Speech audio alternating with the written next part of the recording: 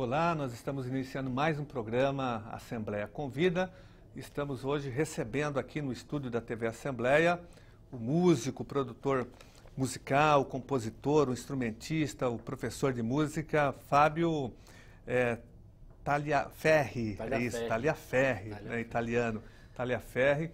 E nós vamos aqui fazer muitas discussões, mas, sobretudo, nós vamos discutir também uma questão que está sendo debatida aqui na Assembleia Legislativa, que é o ensino de música nas escolas públicas e privadas, por conta da lei que foi aprovada em 2008, que alterou o artigo 26 da LDB, da Lei de Diretrizes e Bases da Educação Nacional, que traz agora a obrigatoriedade do ensino de música nas escolas. E o Fábio, eu tenho certeza que vai dar uma grande contribuição para esse debate. Mas antes, Fábio, de iniciar a nossa conversa, eu queria mostrar aqui um VT que foi preparado especialmente para mostrar um pouco do seu trabalho e da sua obra. Isso aqui é um grupo de músicos amadores. A gente faz um projeto semestral em que a gente convida um artista famoso, montamos um show com músicas desse artista e a gente apresenta, faz uma apresentação num teatro. E o artista participa do show também, cantando com a gente 4 músicas. Esse trabalho que a gente está fazendo agora é um trabalho com o Zé Cabaleiro. Então a gente está ensaiando as músicas do Zé Cabaleiro e vamos fazer um repertório mais ou menos de umas 16 músicas. E o Zeca vai cantar 4 músicas com a gente. Então a banda aqui a gente tem violinos, tem flauta, tem guitarra, baixo, bateria, ukulele, os cantores, violão. Tem uma viola caipira, teclado, piano. E o perfil das pessoas aqui são pessoas que têm as suas profissões já e que gostam de tocar, que aprenderam instrumentos musicais e nunca, assim, tocam nas suas casas, às vezes não tem com quem tocar, então é mais ou menos assim, o cara sai para jogar futebol, não tem? Toda semana? Ele sai para tocar.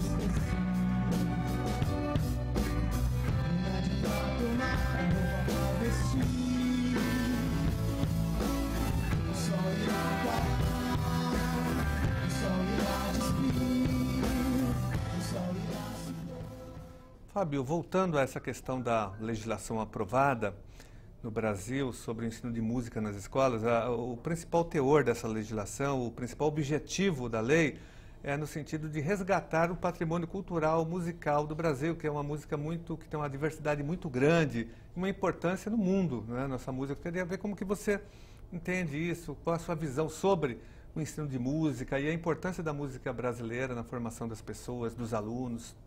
Bom, eu acho fundamental isso.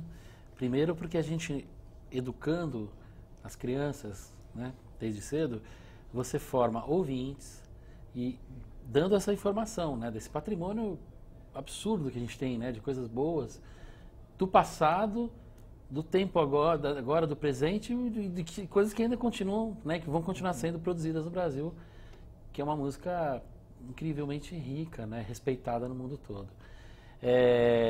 Mas o que está acontecendo é um movimento inverso, né? Assim, as pessoas... Tom Jobim, Cartola, esses caras, se você perguntar para um adolescente hoje, ele não sabe o que é, né? Isso muito por um problema de formação mesmo, né?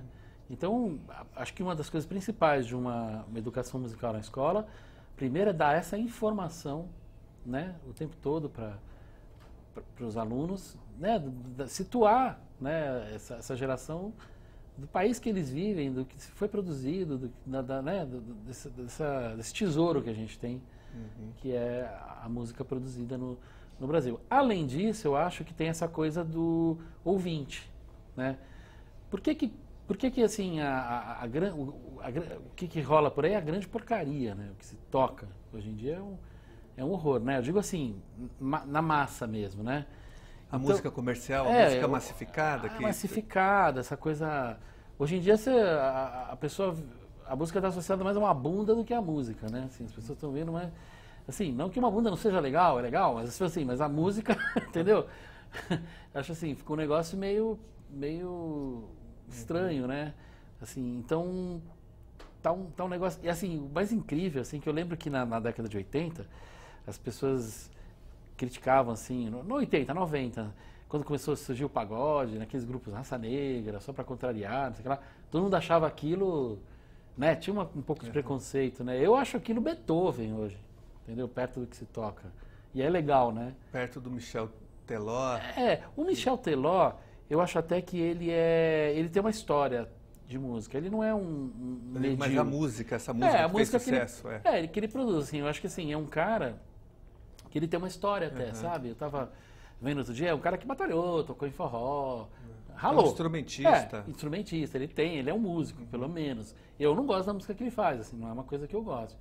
Mas, por exemplo, a Luan Santana, por exemplo, é um lixo, entendeu? Eu acho um lixo aquilo.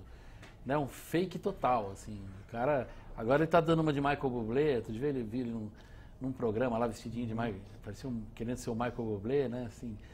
Então, assim, eu acho que tá muito ruim, assim, a coisa a música comercial, né?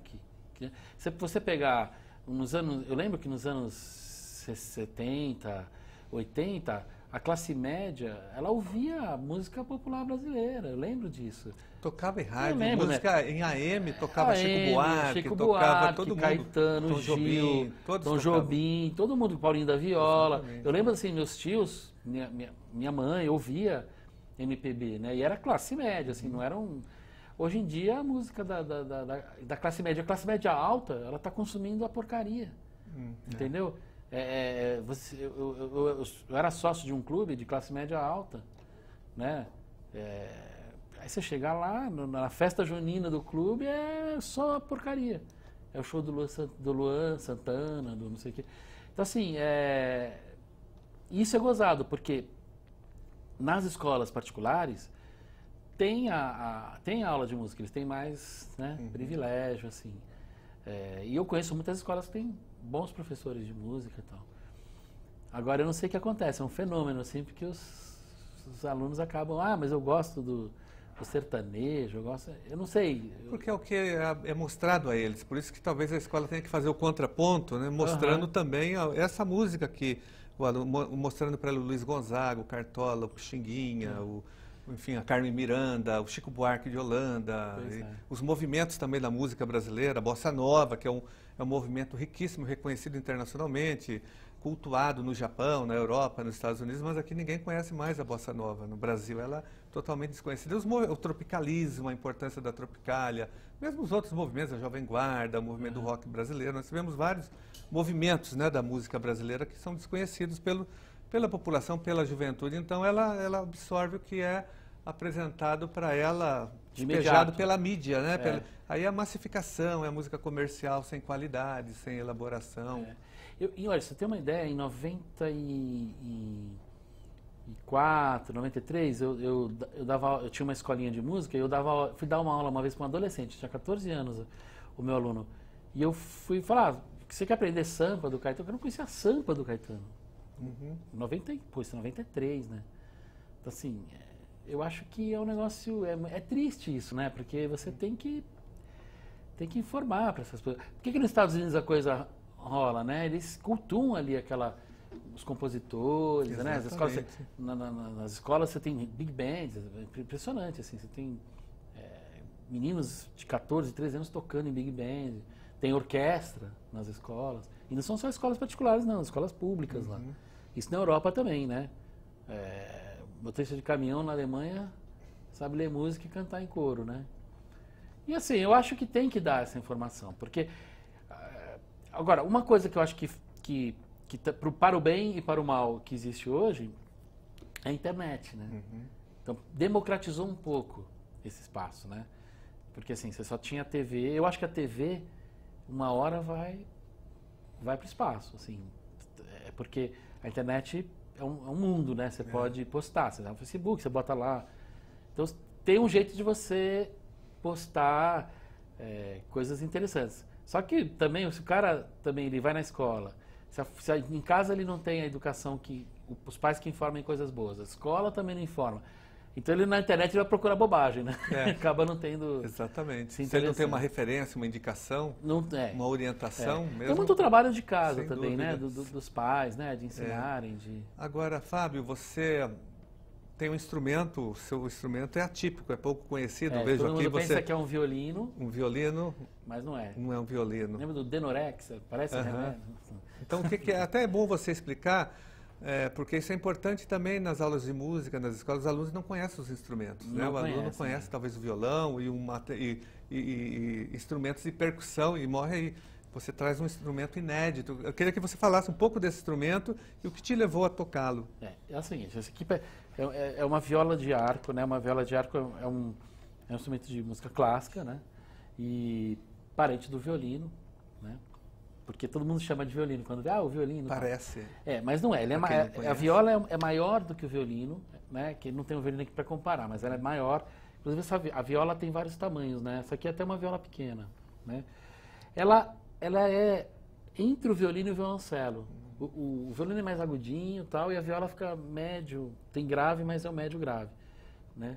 E quando você está na orquestra, assim, que você está na plateia, se for uma orquestra sinfônica, você tem assim, à sua direita você tem os violoncelos, que é aquele grande tocando sentado, tem os contrabaixos, que é aquele maior ainda, né? O contrabaixo que acho que é até mais popular, porque tem em música popular, em jazz e tal.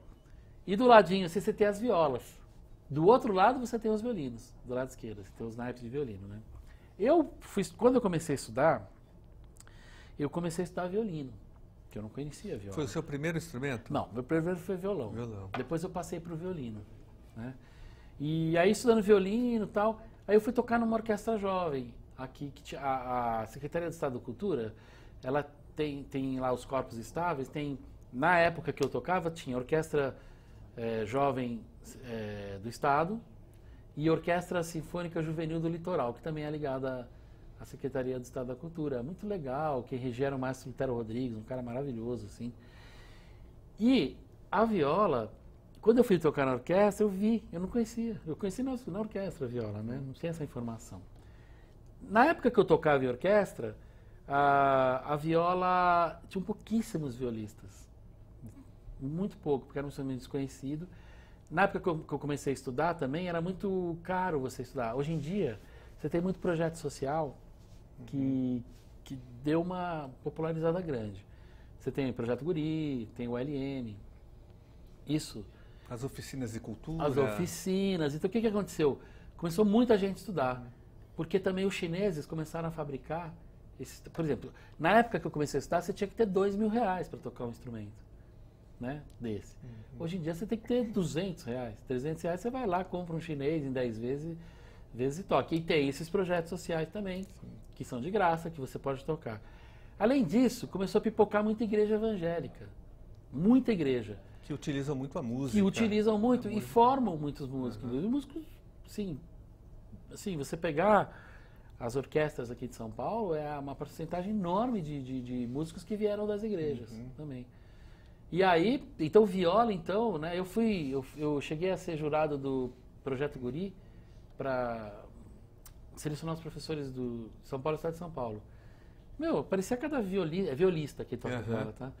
Não é violeiro, hein? Violeiro é o viola caipira. E eu cheguei lá e tinha, assim, incrível o nível, a quantidade e o nível de gente boa. Você podia tocar uma música então para as pessoas? Eu vou tocar um pouquinho assim, conhecer. Eu vou tocar assim, som. Eu vou fazer um sonzinho aqui para vocês escutarem, né? Só explicando que assim, o violino ele tem a corda mais grave do violino é essa corda aqui, a sol. E o violino tem uma corda mais aguda que a mi, que estaria no lugar dessa corda. A viola, ela tem o lá, o ré, o sol e tem o dó. Essa corda dó que tem um som mais grave. Ó.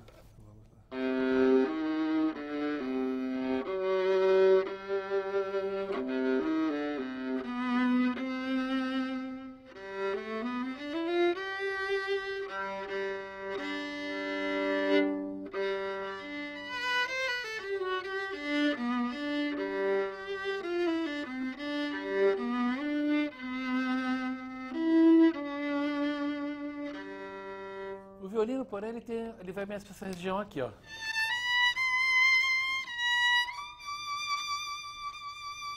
Que é o agudinho, tá? Agora, eu digo que eu fugi da orquestra. Fugi da escola, fugi da orquestra, porque eu comecei a trabalhar com música popular, com instrumento, que ninguém faz, né? Geralmente a pessoa estuda viola e vai tocar na orquestra. Você, quando você participou de vários grupos, mas tem o Música Ligeira, que foi um grande grupo que você participou, e o Grupo Rumo também, você pegou uma parte. Eu queria que você falasse um pouco do grupo Música Ligeira, sua participação. Você tocava viola de arco Isso, nos assim, dois grupos? Nos dois eu tocava. O Rumo foi assim, foi uma história...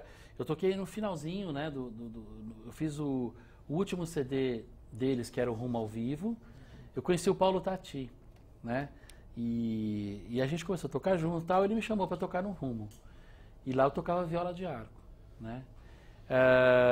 O Música Ligeira veio depois. Música Ligeira eu tocava, além de viola de arco, eu tocava violão também, que foi o instrumento que eu estudei também, né? Música Ligeira era o Carlos Manga, não, Mário Manga. Mário Manga, você Rodrigo e o Rodrigo Rodrigues. E eu, né? E a gente fazia trabalho porque o Mário Manga toca violoncelo também. Então a gente fazia arranjos com instrumentos de música clássica, tocando rock and roll, tocando jazz, né? O Rodrigo, maravilhoso, felizmente faleceu, mas era um dos maiores cantores que eu conheci, cantava muito bem.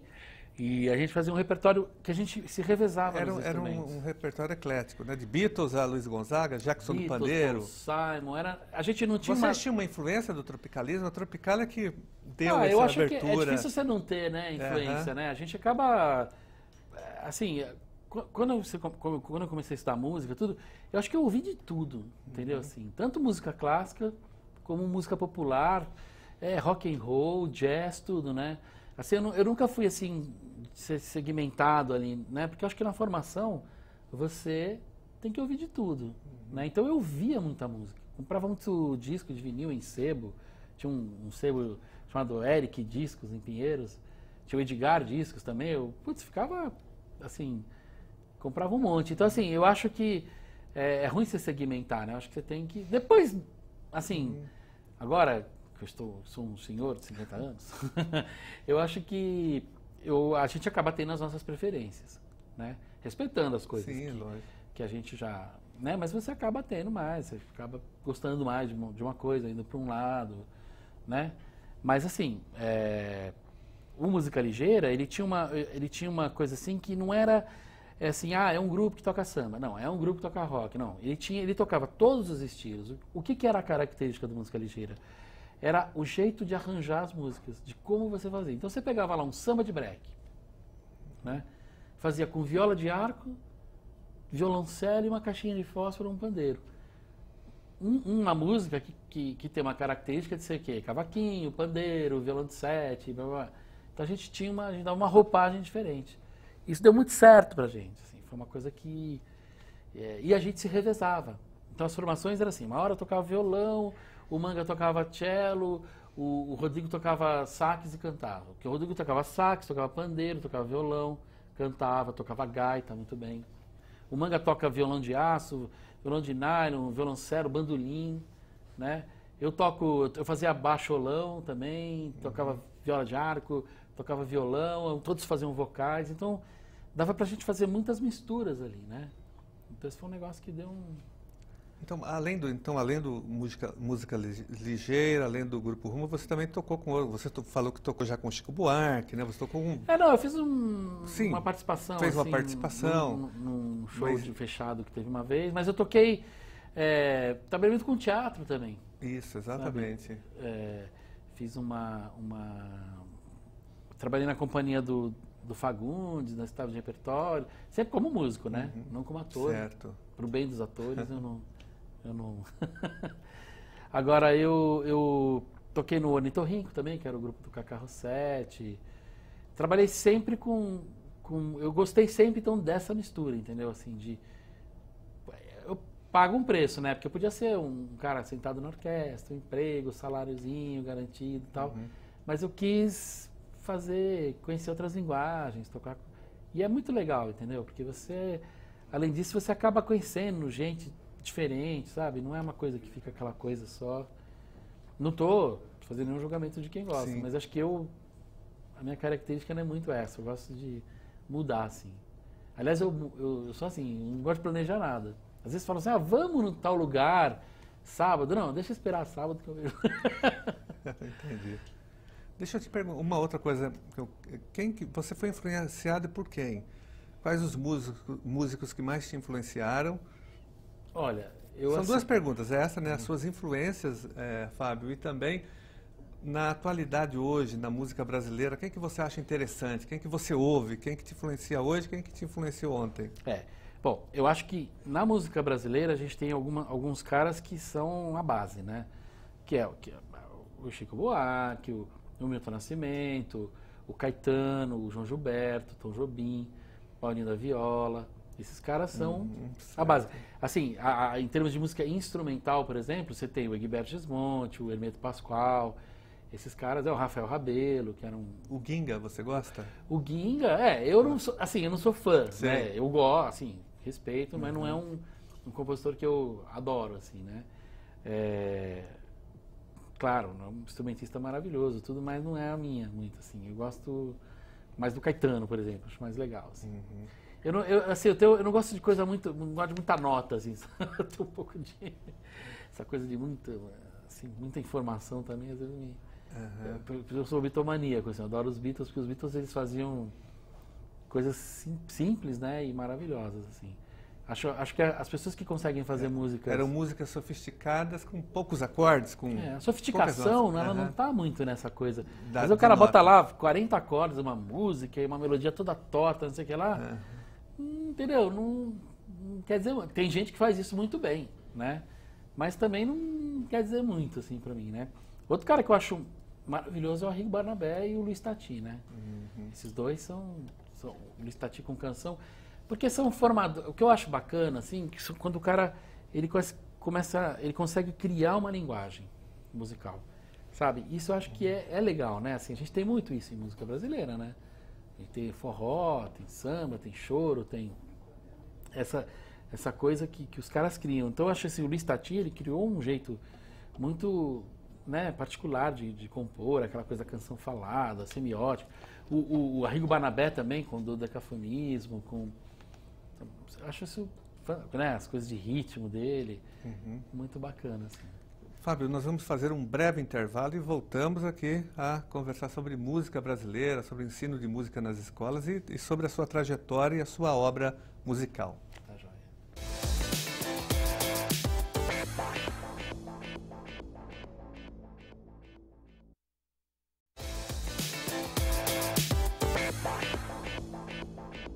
Estamos de volta com o programa Assembleia Convida, entrevistando hoje aqui no estúdio da TV Assembleia, Fábio Taliaferri. Fábio, nós estávamos falando das suas influências do passado e de hoje, das pessoas da música brasileira que você admira. Eu queria falar um pouco das cantoras brasileiras. Nós tivemos na história grandes cantoras, como temos hoje também grandes cantoras. Eu diria que a música popular brasileira, ela tem a voz feminina, né, por conta dessas cantoras. Quais são as cantoras que você admira, aquelas que te influenciam? Bom, eu acho que você falou mesmo, acho que a voz da música brasileira é feminina mesmo, né? A gente não tem muitos cantores, temos bons cantores, né, homens, mas... Dos cantores, quem que você admira? Milton Nascimento? Milton Nascimento, né? Eu acho que ele é um cara assim que... Mas eu gosto dos pops, assim, eu gosto do Lulu Santos também, eu gosto do Rich, Cazuza, gostava dele cantando. Acho que tem uma tradição mais... o Dori Caymmi é um cara também que canta bem pra caramba, assim. Só que eu acho que a gente tem mais tradição de cantora mesmo, né? Então, bom, eu acho a Gal Costa insuperável. Você assim. acha que ela é a melhor cantora viva hoje do Brasil? Eu acho que ela é especial, assim. Não sei, eu sei que tem um lugar comum, a gente fica falando da Gal Costa, assim. Mas ela, pra mim, é a minha cantora preferida, assim. Eu fico ouvindo, eu ouvi muito a Gal, né, na década de 80, né, os discos do Ari Barroso. Eu via tanto aquele disco do Ari Barroso que ela gravou.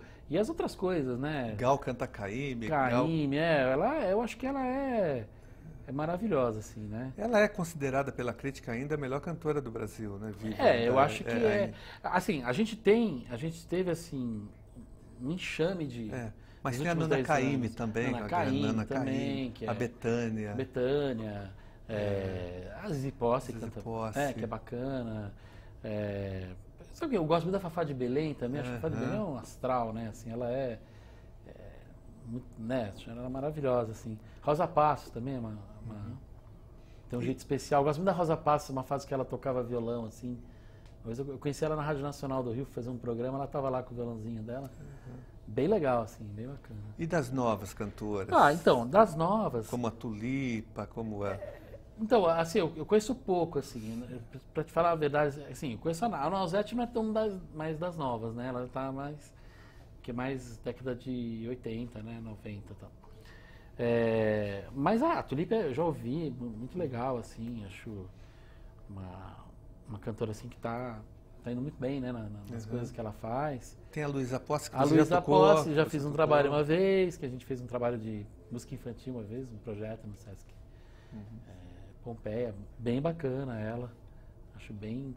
Tem uma cantora, aí tem as cantoras que não são conhecidas porque não tiveram oportunidade.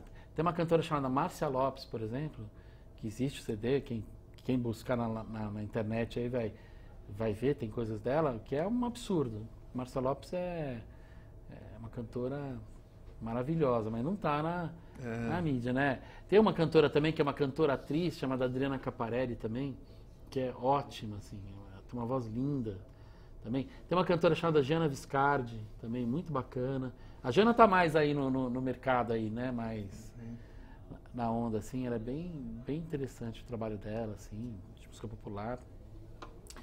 Enfim, e um monte, né, porque assim, com a indústria, a indústria fonográfica, aquela indústria, né, da gravadora, né, de fazer aquilo, acabou, né, assim, porque tudo ficou mais fácil. Hoje em dia você faz um disco em casa, né? E não se vende mais CD, né? Porque todo mundo baixa, né? O CD é só um cartão de visita. É um cartão de visita, para você existir, né? E também, assim, você pode divulgar muito, né? Hoje em dia você grava com um cara, você grava um violão aqui, você pega um músico lá na Austrália, o cara pega a tua sessão de gravação, coloca lá um instrumento, manda para você. Você pode fazer um disco... tocando com qualquer pessoa músico do mundo. Sem vê-lo, sem ver, sem nada. Você vai lá, manda... Tudo pela internet. Tudo pela internet. Você faz tudo... É uma coisa impressionante, assim, né? Tá. Só para terminar esse tema das cantoras, e a Elis Regina? O que ela significa para você? Eu acho a Elis Regina também um símbolo, né? Assim, até esqueci de falar dela, né? Ela realmente... era uma cantora, assim, de uma versatilidade incrível, né? Ela pena que ela morreu tão cedo, né? Porque eu acho que ela ia ser uma cantora que, assim como o Caetano, ele é um cara que compõe, ele acompanha, né? Assim, não um cara que faz sempre a mesma coisa, estilozinho, ele é moderno, né? Assim, as coisas que ele faz. Ele vai se atualizando o tempo todo. E eu acho legal... ele incorpora as novidades da música. As novidades. Eu acho que a Elis Regina, ela certamente, assim, estaria fazendo coisas, talvez até com gente do hip hop hoje, sabe? Estaria... experimentando. Acho que ela teria essa abertura, assim, entendeu? eu acho até que era uma pessoa generosa, assim. Acho que ela gravou, né, cara? Ela lançou muitos compositores desconhecidos. Exatamente. Belchior, João Bosco. Sim, ela tinha essa... Wagner. Coisa que tem cantoras que não, né? Assim, que você manda a música e a pessoa que ela só grava os grandes só nomes, grava, os grandes compositores. Isso tinha um pouco assim, né? Tinha uma época assim também que era muito dirigido, né? Assim, a carreira também era muito dirigida, uma gravadora definia a linha, ó, você... Né? Hoje em dia não tem muito isso, né? Porque hoje em dia você põe na roda, né? Assim, pela internet e tudo. Né? Agora, está inflacionado, né? Está inflacionado, porque você tem muita gente fazendo, não tem muitos lugares para tocar, tem poucos lugares. Falta espaço público. Falta espaço. Inclusive, faltam pequenos espaços. A gente não precisa ter grandes espaços. A gente tem uma produção musical de grande escala, assim, de público de 200, 300 pessoas. E aqui é gozado, não tem, né? Aqui é tudo... Quer dizer, tem os Sescs que fazem um trabalho muito legal. Você tem o Sesc, os Céus e os pouquíssimos teatros públicos. Fora isso, você não tem mais. Eu tô até falando assim Mas é verdade. de jazz clubs, lugares que você... Por causa de Francisco é um lugar tão legal, você vai lá, né? Cabem lá, tudo bem, cabem 50 pessoas, 60 pessoas, mas é legal. Se tivesse muitas casas de Francisca, seria maravilhoso, né? Mas o problema é que não se sustenta, né? É um negócio complicado. Exatamente. Olha, nós falamos aqui já do Cartola, do Pixinguinha, falamos aqui dos músicos, dos compositores, do Caetano, do Gil, do Chico Buarque, das cantoras e dos grupos. Nós tivemos e temos grupos musicais importantes no Brasil. Nós tivemos os Novos Baianos, Secos e Molhados, nós tivemos os Mutantes, Barão Vermelho. Depois, nos anos 80, a geração do rock, mas anos 60 e 70 nós tivemos o Terço, todos esses grupos. E depois, nos anos 80, o movimento do rock brasileiro, aí Barão Vermelho, Paralamas do Sucesso, Titãs, todos esses grupos. O que você acha desse movimento dos grupos brasileiros? Quem que você admira? Eu acho que todos que você falou aí são muito legais, né? Bom, Secos e Molhados, eu lembro que aquele disco lá tinha as cabeças, né? O famoso disco, né? Nossa, que eu escutei aquele disco, eu adorava, assim, ficava ouvindo aquilo. Eles realmente foram... Bom, depois o Ney Mato Grosso ficou aí, né? Você gosta do Ney Mato Grosso? Gosto, pô, o cara é demais, assim. Ele é um cara muito legal, eu acho que o Ney Mato Grosso, você pega assim, ele tá sempre... Ele não fica ali naquela coisa de, sabe, eu sou um cara da MPB, né? Porque eles pegaram uma consagração. Um medalhão. O medalhão, ele não tem esse espírito, ele tá... Você vê o Ney Mato Grosso aí tocando com um monte de... Gravando gente nova. Gravando os novos compositores. O último CD dele... E o último show é só com novos compositores. Então. Lançando o Criolo, ele grava música do Criolo, dos novos e desconhecidos. Eu acho que ele tem esse lado dele, que ele é generoso e ele é esperto também, né? Ele tá ligado que precisa fazer essa coisa, né? Não pode ter... Ele vai se conectando, se atualizando também. Sim. Ganhando novo público. O cara vai... Público jovem. Vai se encaixando também, né? Porque é importante, né? O rock também é muito legal. Bom, eu adorava o Cazuza, né? Foi um compositor assim maravilhoso assim também pena que morreu cedo, mas era um cara, né, todo mundo falava, porque o Cazuza é filho lá do João Araújo, né? Mas tinha um talento próprio. Eu acho que essa coisa também não adianta você ser só filho porque você não convence. Nós temos muitos filhos de artistas, de cantores que não deram certo, né? Pois é. Tentaram. Se você não tem uma qualidade do trabalho, não se sustenta, né? Essa coisa acho que você tem que ser bom. E ele era um cara muito bom. E a sorte que ele tinha o pai que era da Som Livre, mas era um cara muito inteligente, um cara muito sensível, um cara tinha sacadas musicais. A formação dele. Na verdade, o Cazuza, como ele era filho do João Araújo, o João Araújo era produtor do Gil, do Caetano, do Secos e Molhados. Ele viu, esses artistas frequentavam a casa do Cazuza, e o Cazuza viu tudo aquilo, quando pequeno, quando menino. Então ele foi muito influenciado por essa música brasileira, esses músicos. Mas é normal, você tem um ambiente na sua casa, exatamente. Que ali está artista, é normal, mas isso em qualquer profissão, né? O cara que é médico e tem uma clínica, o pai tem uma clínica, é uma coisa que não é normal que se siga, né? O cara tem lá, ele absorve as coisas, né? E aliás, eu gostava falando um negócio assim, essa coisa de de como se fazia música e como se faz música hoje em dia, né? Hoje em dia, o ambiente musical e de inspiração mudou muito. Você pega Novos Baianos, que é também uma coisa maravilhosa, os caras moravam juntos, né? Era uma farra, sociedade né? alternativa. Uma sociedade alternativa. Uma tribo. Os caras conviviam, eles tinham, assim, fazia música. O pessoal da Bossa Nova iam pro boteco, ia cá. Você vê fotos da Bossa Nova, não sei quem na casa de quem tocando. Isso. Eles se frequentavam. Essa é a grande verdade. O que acontece hoje é que as pessoas não se frequentam mais. As pessoas hoje se comunicam por WhatsApp, por Facebook, né? Ninguém mais, nem liga mais para ninguém, né? A mensagem é digitando o dia inteiro. O telefone não se liga no telefone, se escreve no telefone. Sim, se escreve no telefone e não tem mais um ambiente musical. Mas esse trabalho que você está fazendo é um contraponto a tudo isso. Você une músicos, não é isso? Sim, esse trabalho que eu faço é um trabalho que eu pego... Você propicia o encontro de vários músicos, de pessoas que têm... E é muito legal, porque o perfil dessas pessoas que eu faço esse trabalho são pessoas que estão lá, assim, porque amam música, assim. Então, são pessoas que não dependem de viver de música. Então, não tem aquela tensão do profissional que precisa.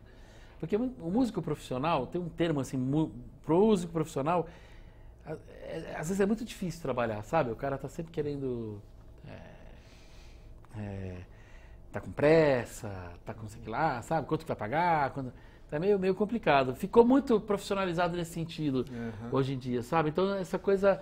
Hoje em dia você faz uma música, vamos fazer uma parceria?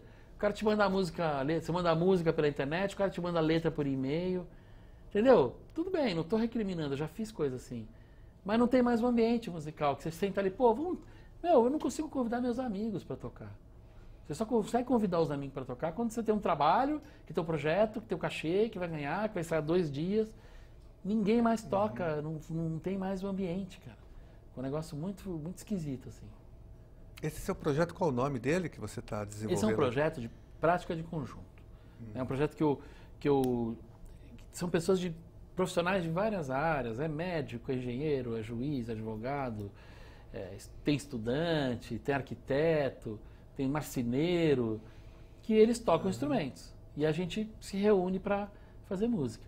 Eu monto um show, convido um artista, montamos o repertório do artista, ensaiamos durante 5 meses e fazemos o show. E o artista participa.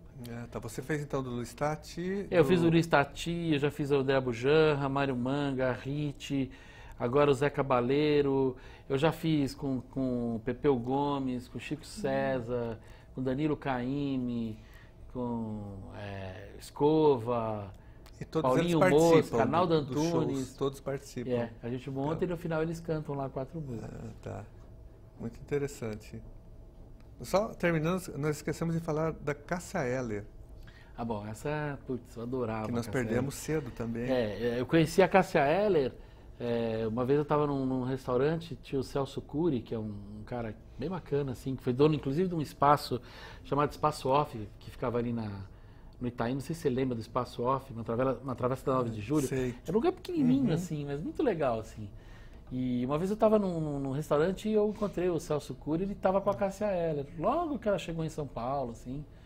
Quer dizer, ela estava em São Paulo, eu acho que ela, não sei se ela morou aqui, eu não tenho essa informação.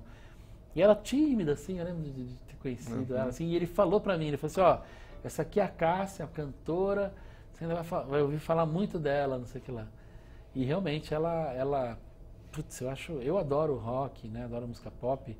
E ela é uma cantora maravilhosa, né? Uma pena, né? Assim, essa saída dela tão cedo. Nós perdemos ela e a Elis Regina, né?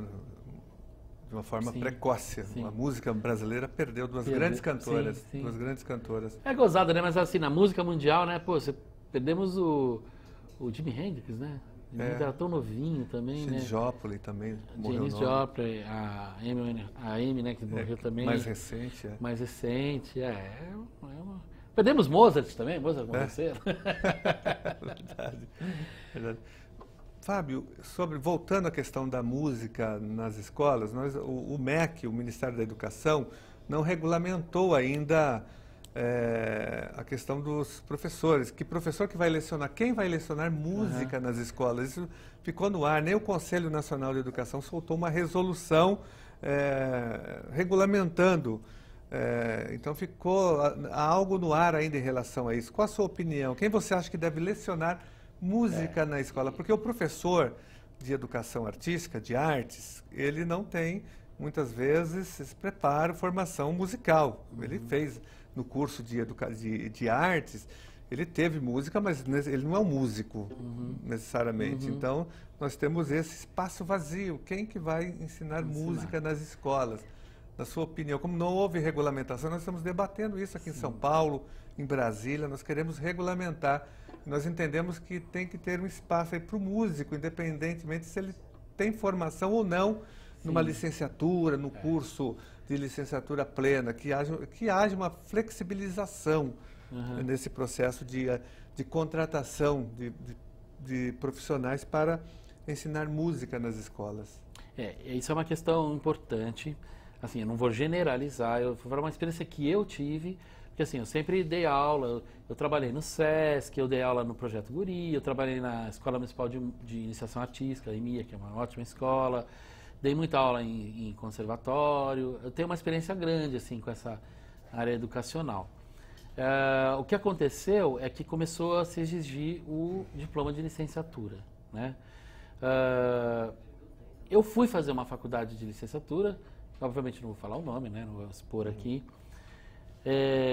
Mas assim, eu fiquei abismado, porque assim, se aquele nível de gente que estava estudando lá ia dar aula de música, eu pensei assim, é melhor não ter aula de música. Porque era um nível baixíssimo, assim, uma coisa... Era filme de terror, entendeu? Não sei as outras faculdades de licenciatura. Eu acho que existem outras faculdades, né, que tem um curso sério de licenciatura. Isso é uma questão, essa coisa da formação do professor tem que ser importante. O que aconteceu? Começou a pipocar um monte de faculdade privada, né? Porque essa coisa agora, vai lá pagar R$200 na faculdade privada, bem privada mesmo, né? E aí o cara... É o FIES, é o ProUni. Essa coisa democrática que agora estamos... Não adianta você formar gente... Não se exige qualidade, né? Não se exige. O MEC não fiscaliza. Então, eles acham que não você há vai fiscalização. formar... Isso em todas as profissões. Você forma um advogado que não sabe falar português, professores que não sabem também falar português direito. Então, assim, não adianta muito, né? Então, acho que tem que porque o MEC não exige, o MEC não fiscaliza, não supervisiona, não supervisiona, então as faculdades querem massificar. Me parece que não. Nós acompanhamos aqui, não há fiscalização alguma, não há exigência de oferta de qualidade. Então essas faculdades são empresas, elas estão preocupadas com o lucro, são os mercadores da educação. Sim, isso é terrível. No geral, tem exceções, mas no geral é isso. É terrível, também acho que virou um grande negócio a educação no Brasil. Virou, eu acho... E nessa área musical também. Então, na área musical, eu acho que há muitos anos atrás tinha um negócio chamado notório saber, né? Que as pessoas... Eu lembro que tinha um sociólogo chamado Maurício Strattenberg, né? Sim, que não fez universidade. Ele tinha o ginásio. Exatamente. Era um cara maravilhoso, né? Ele tinha notório saber, né? Um grande intelectual, um grande sociólogo. Então, você vai estudar com o Maurício Strattenberg... Ou você vai botar um cara que se formou na faculdade no tal, não sei, não vou falar nome aqui, que não quer porque o cara tem diploma, então ele pode... Então, assim, eu acho que tem... Para medicina é difícil ter notório saber, né? O cara tem que... Agora, para música, né, para artes, eu acho que você tem que ter uma flexibilidade disso, né? Eu conheço professoras e professores que, são maravilhosos e não tinham a licenciatura... E aí acabaram perdendo emprego, entendeu? Porque entrou essa geração aí que tá... Aí tudo bem, o cara chega lá, o cara tá trabalhando lá, 20 anos, o cara tá 50 anos de idade. Tá lá, já tem o emprego dele lá, trabalhando, é um trabalho maravilhoso numa escola, aí vem, bota essa lei lá, que tem que ser formação...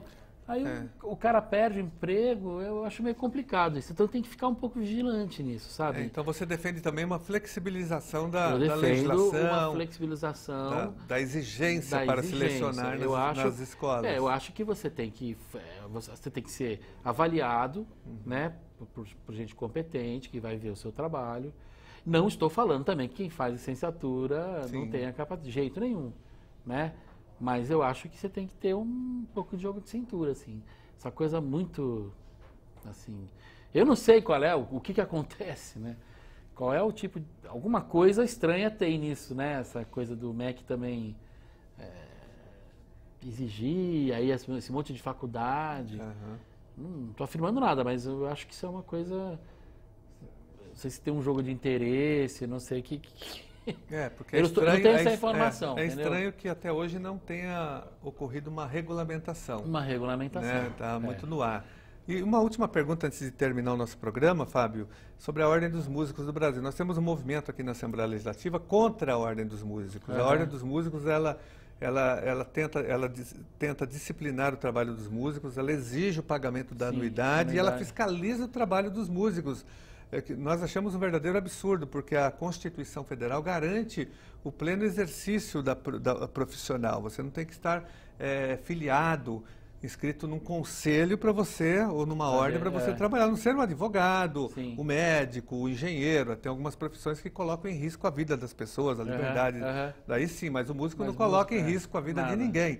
O máximo que ele pode fazer tocar uma música de péssima qualidade, as pessoas vão embora, são obrigadas, ele não vai fazer mal para ninguém. E, no entanto, a Ordem dos Músicos faz um grande assédio em cima dos músicos na noite, com delegados da Ordem dos Músicos, pedindo a carteira, pedindo o pagamento da anuidade, e nós entramos no Supremo Tribunal Federal com uma ação que vai ser julgada em breve, espero, que vai acabar com a obrigatoriedade do pagamento da anuidade e vai também impedir que a Ordem fiscalize o trabalho dos músicos no Brasil. Eu queria saber se você já foi assediado pelos delegados da Ordem, vocês já pediram a sua carteira? Já pediram, e aí é o seguinte, né? Eu não sei, isso que eu queria entender, até te perguntar, porque assim, eu acho absurdo essa coisa, a Ordem dos Músicos nunca deu nada a ninguém, mas que eu recebi foi uma folhinha do calendário que eles mandavam pelo correio, uma coisa horrível.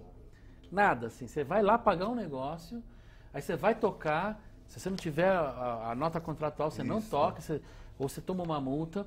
Agora, eu acho, o que tinha quem tinha que se aliar a isso, por exemplo, os Sescs, por exemplo, eu não sei. Eles exigem. Aí eu já não sei se eles são exigidos por lei. São exigidos. Nós tivemos já uma reunião, nós fomos ao Sesc, nós tivemos reunião com o Danilo Miranda, ele falou, olha, é uma instituição, nós temos que seguir a legislação. Então inclusive o Sesc espera que a nossa ação seja julgada logo no Supremo para revogar a lei, os artigos, não toda a lei, mas os artigos da lei, para que eles fiquem livres dessa exigência também. Eu imaginei isso mesmo, né? Que eles também são acuados ali pela legislação. Mas eu sei que algumas pessoas têm liminar, né? Exatamente. Muitos músicos ganham porque já tem uma decisão também do Supremo. Individualmente você consegue, com liminar, qualquer músico consegue a liberação do pagamento, né, da Ordem dos Músicos.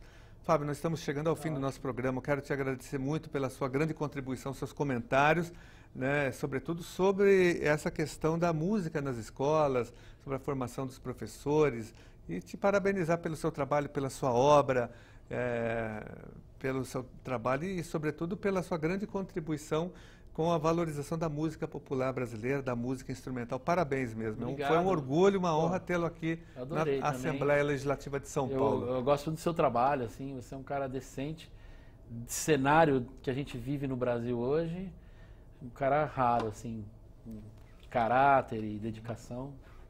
Obrigado, Fábio. Obrigado.